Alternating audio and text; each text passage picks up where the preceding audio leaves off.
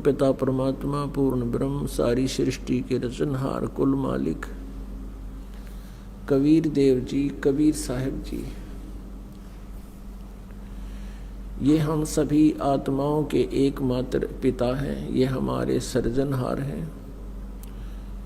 हम सभी आत्माओं के ये जनक हैं। ये हमारे मालिक हैं, हमारे पिता हैं। हम सभी काल के जाल में फंसे हुए हैं।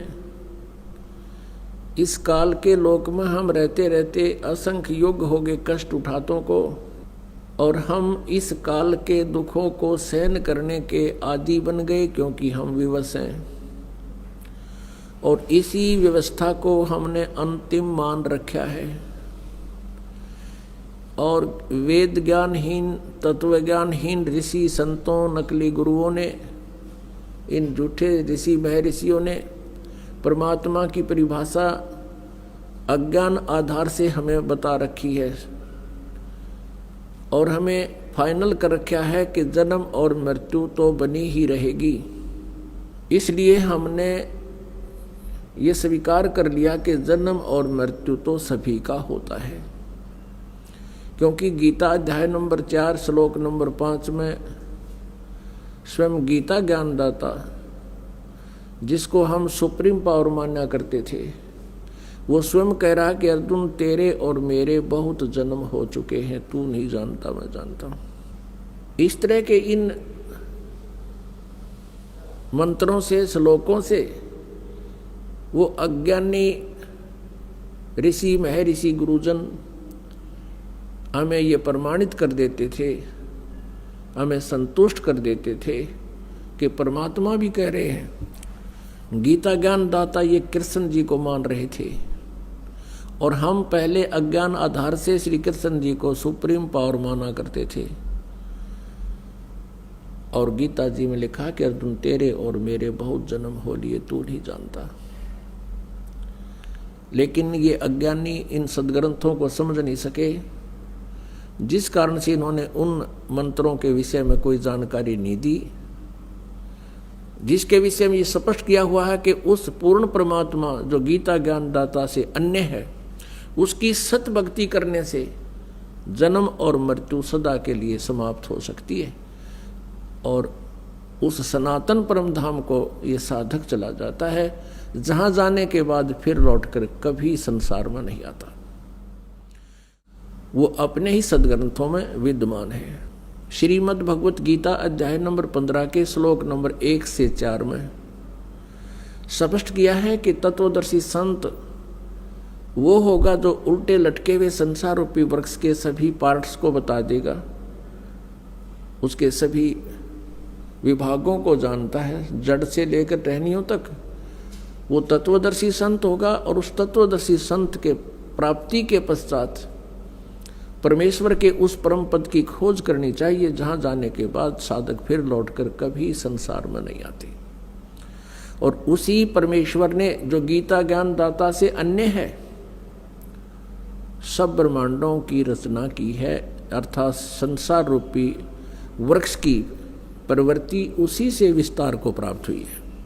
इन अज्ञानियों ने कभी नहीं बताया कि गीता अध्याय नंबर 18 के श्लोक नंबर 62 में गीता ज्ञानदाता कह रहा है कि तू सर्वभाव से उस परमेश्वर की शरण में जा, जिसकी कृपा से तू परम शांति को और सनातन परम धाम को प्राप्त होगा। पुण्यात्माओं, उसी रहस्य को बताने के लिए परमात्मा परमेश्वर पूर्ण ब्रह्म, जिनका वास्तविक नाम कबीर देव है, कबीर देव, हम उसको कबीर साहब कहते हैं, कबीर परमेश्वर कहते हैं, वो परमात्मा स्वयं अपने सतलोक स्थान से, उस सनातन परम धाम से, जहाँ जाने के बाद फिर प्राणी जन्म मृत्यु में कभी नहीं आता, तो वो परमात्मा स्वयं वहाँ से चलकर गति करके आते हैं अपनी प्यारी आत्मा को, जो अच्छी आत्माएं हैं, जो ज्ञान ग्रहण करने योग्य होती हैं, उनको आकर के वो ज्ञान बताते हैं, और उसको अपने से पूर्ण परिचित करा के फिर उस तत्व ज्ञान के प्रचार के लिए उसको पुनः उसी बॉडी में शरीर में भेज देते हैं। जैसे आदरणीय गरीबदास साहिब जी को जब वो 10 वर्ष के थे, उनकी आत्मा को सतलोक लेकर गए प्रभु, अपनी सभी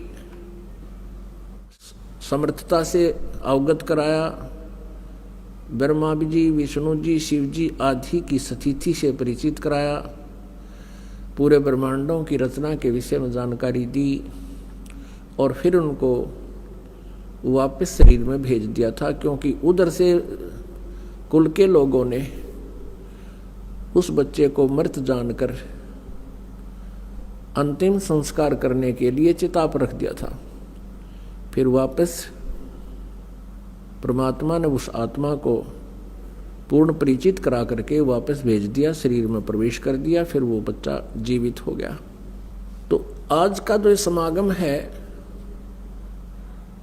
ये उसी उपलक्ष्य में, उसी खुशी में मनाया जा रहा है कि परमात्मा ने उस गूढ़ रहस्य को बताने के लिए, जो वेद और सदग्रंथों में, गीता जी में जो गूढ़ रहस्य छुपे हुए हैं उनको बताने के लिए परमेश्वर स्वयं ही धरातल पर अवतरित हुए, सह शरीर आए।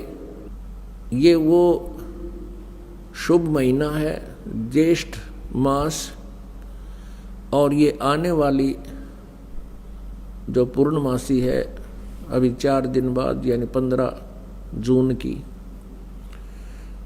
ये वो शुभ दिन है कि वो परमेश्वर कलयुग में सतलोक से चलकर, सनातन परमधाम से चलकर गति करके सह शरीर आए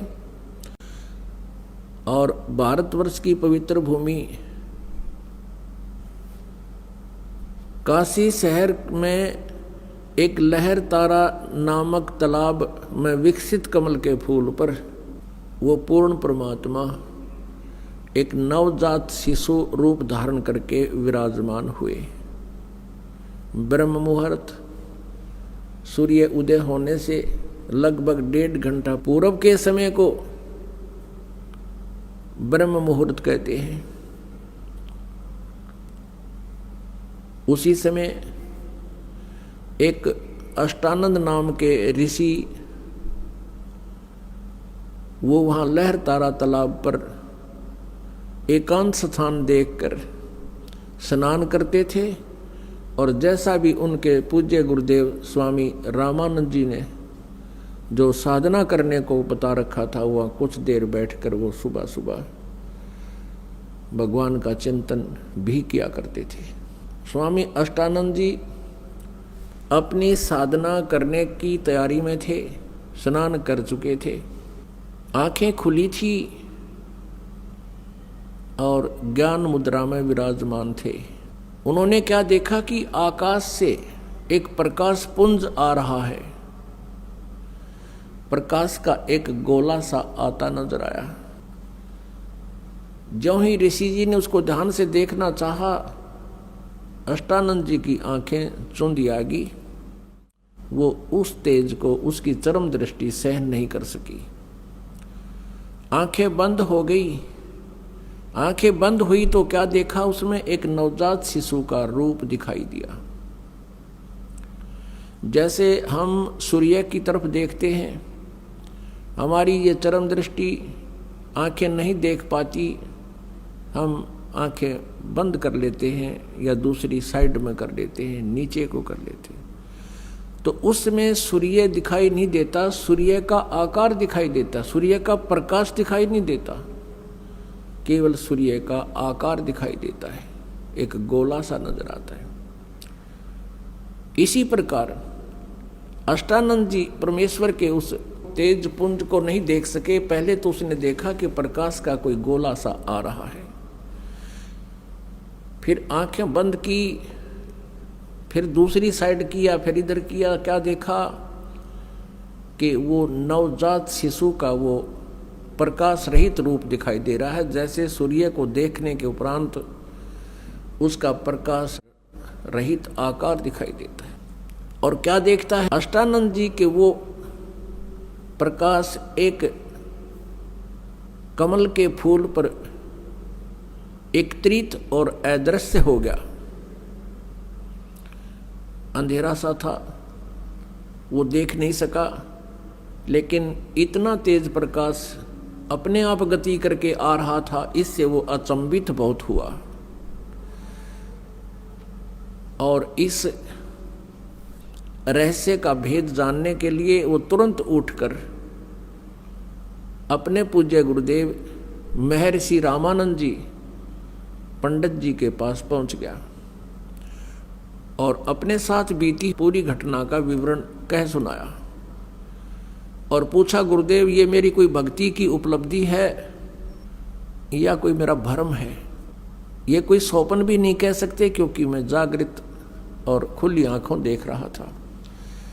स्वामी रामानंद जी को जितना भी अध्यात्म ज्ञान था, उसके आधार से अपने शिष्य अष्टानंद जी की संतुष्टि करने के लिए उन्होंने कहा कि अष्टानंद, आकाश से जब ऐसे प्रकाश पुंज आते हैं तो वो कोई देव आत्मा होती हैं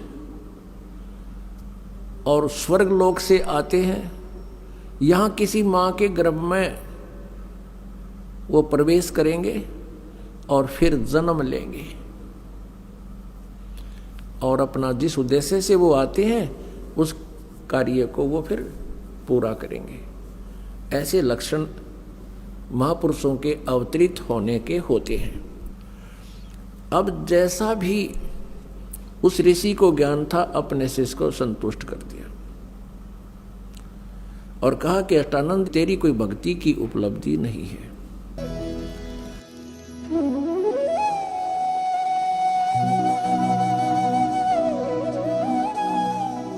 अगर आप ये वीडियो YouTube पर देख रहे हैं तो हमारे चैनल को सब्सक्राइब करें और बेल आइकन को दबाना ना भूलें। अगर आप Facebook पर ये वीडियो देख रहे हैं तो हमारे पेज को लाइक करें।